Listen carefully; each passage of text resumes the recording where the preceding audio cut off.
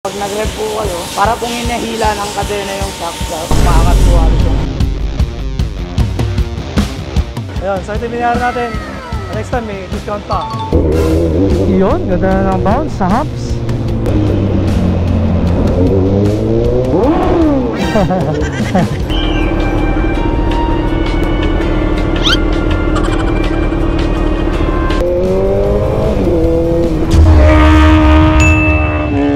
Ay mga katingin, today on the way tayo naman sa AV Moto Tuning. So sa AV Moto Tuning, nag-i-specialize sa pagtatono ng mga suspension ng kahit anong motor, kahit anong suspension. So very crucial ang pagtono ng suspension sa kahit anong motor.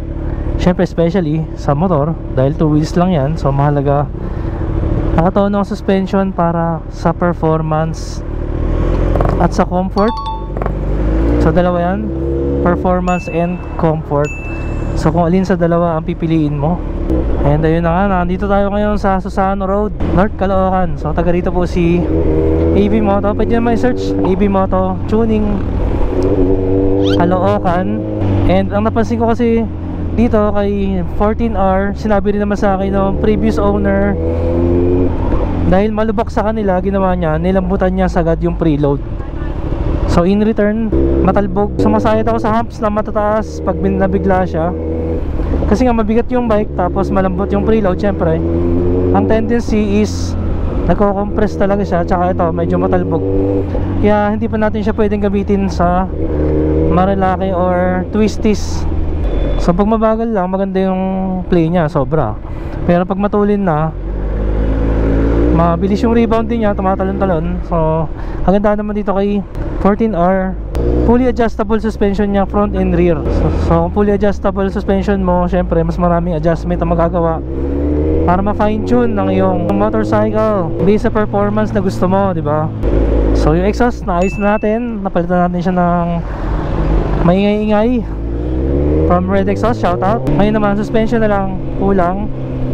And then good to go na siya. Gulong din, naayos na rin natin, napalitan na natin siya ng bagong gulong, dual compound kasi mabigat yung bike. So pag mabigat yung bike, syempre kailangan mo ng mas matigas na compound sa gitna. Pag nag-soft compound ka, all the way na gulong, lugi ka kasi sa bigat nga niya at made for long ride to, maubos ka agad yung gitna mo, magi-square. Meron tayong kasama, hindi ko na alam kung saan siya napunta. Naka-convoy tayo kanina eh.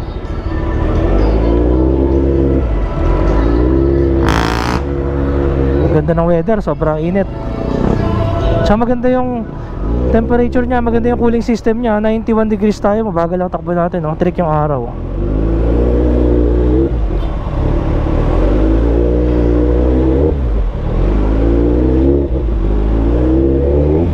Diba, maganda sa maingay. Yun ang konting piga mo lang, maingay na. Pero ingay naman niya, hindi yung masakit sa tenga na ingay. Yung titanium exhaust na napili natin, hindi siya punit, buo yung tunog niya. So nakakatawa, no? Head turner kasi itong motor na to eh. Ang dami kagad nakakilala sa atin kanina. Gulat niya ito mga to. Last. Gulat sila eh.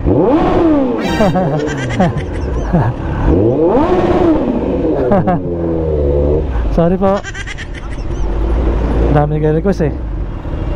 My bad si GoPro. Nag-overheat na naman, hindi niya kinaya yung init, no? Sobrang hot ko kasi. Ay, yung panahon pala hot. Hindi kinaya, no?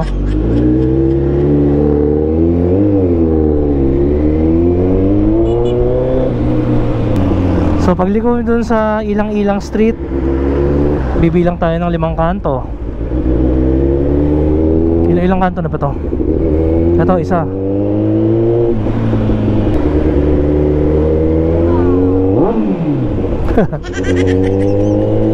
Diba? Ganda na maingay ang exhaust. Bomba daw eh. Head turner dahil maingay. 3, 4. Ayun pala. Ayun. Ayun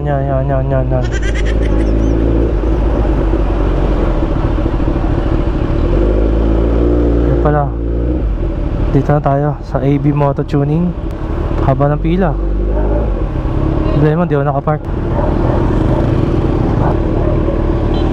Hindi tayo makaporma. Ang laki eh, no? Maraming kalabaw eh. Sensya na kuya, salamat. Kuya, ano? Suspension? Patono? Profiling po, sir. Oo.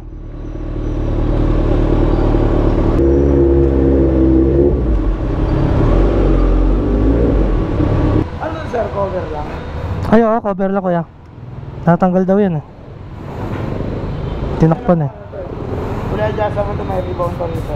Oo, ano lang, takip lang to.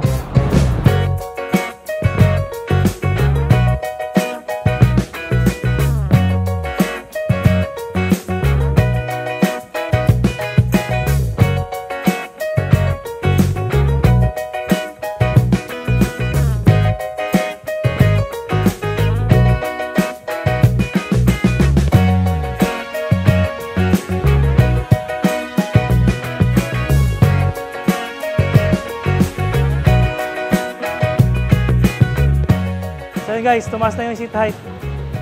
Pag tinigasan pala yung preload, no?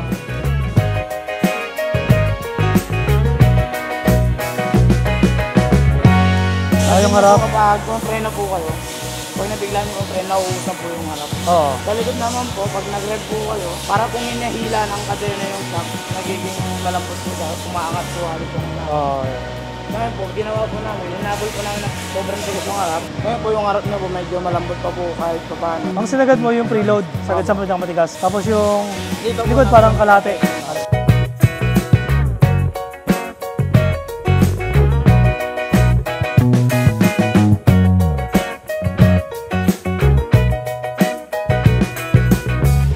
Ayun, so ito yung binayaran natin.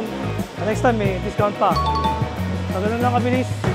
Road test na lang natin to para kung sakali may gusto pa tayo yung adjustment, balik na lang tayo. Alright, let's go. Salamat. Natono na rin ang ating CX-14R at makakapagmarilaki tayo bukas. Tuloy ang ligaya. Try natin sa kabila dumaan. Dahil masyadong ano rito eh, traffic.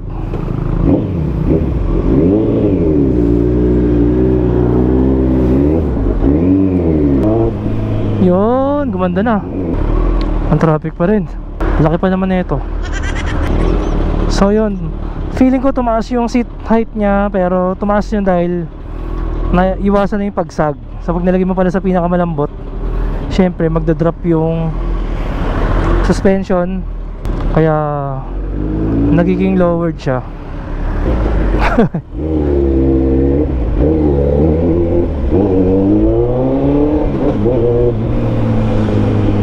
Hindi na siya masyadong nagda-dive.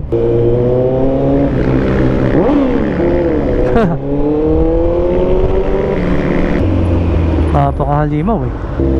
Takaro, shoutout Takaro Tires.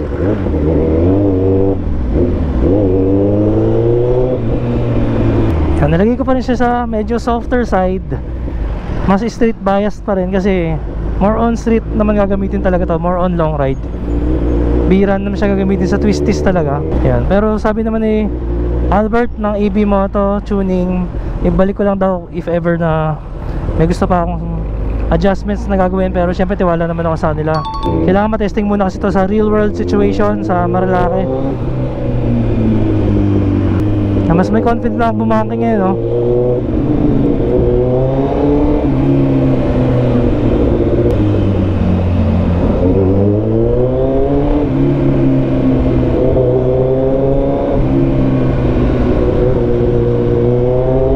Ganda ng handling.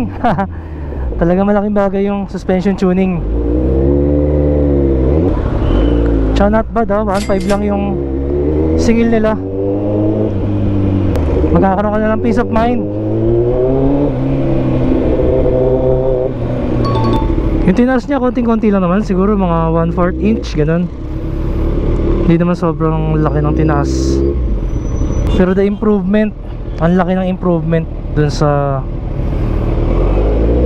naging performance Pero syempre malalaman natin to kapag ginamit natin bukas sa Marilaki. So abangan nyo rin yung ating Marilaki ride.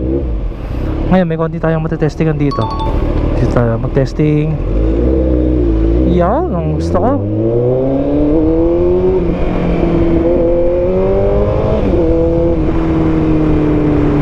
Diba? Ay. Talagang kahit sa traffic lala. Nakadok 390 ah. Shoutout kay kuya. Ah! My goodness. Woo!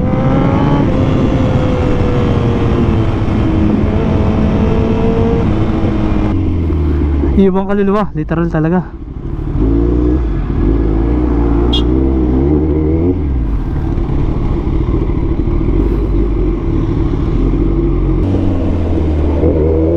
Yun, ganda ng bounce sa humps.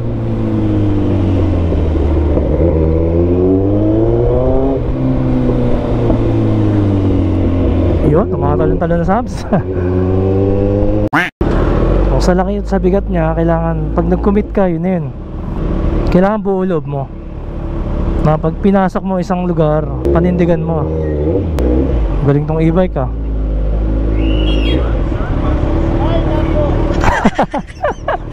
Sir mo lang katuloy, pasaway yung e-bike eh. So basically, hindi siya madaling gamitin sa mga traffic at masisikip na lugar kagaya nito. Pero wala naman tayong choice kung taga rito ka, diba? Kung lugar mo talaga masikip. Ang si Pilipinas talaga ay masikip na, overcrowded na.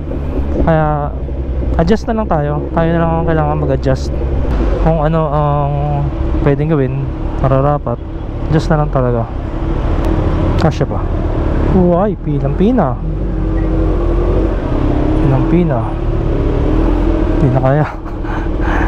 Kaya ka na, wala na rin daan.